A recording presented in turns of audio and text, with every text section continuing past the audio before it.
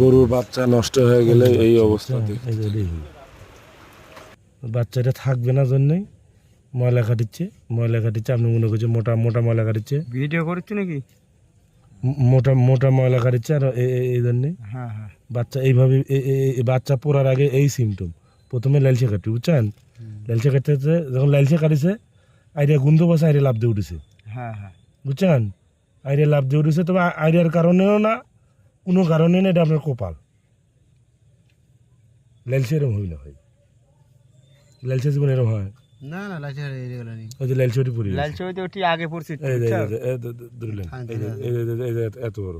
আর আপনার বাচ্চা সম্ভবত এই যে যেটা দেখালাম এই যে এই যে এটা আপনার বাচ্চা 1.5 মাসের ধরেন যে সিমটম সেই সিমটম। 1.5 মাসে হচ্ছে যে আমি এটা দিয়ে করছি যে 1.5 মাসের বাচ্চা। আমি কি কাগজ দেখেছি? আমার সামনে দেখলে যে উনি দেখলো আর আমি এটি বাচ্চার এটি ইয়ে দেখি আমি করছি যে হলো এটা 1.5 মাসের মতো হই।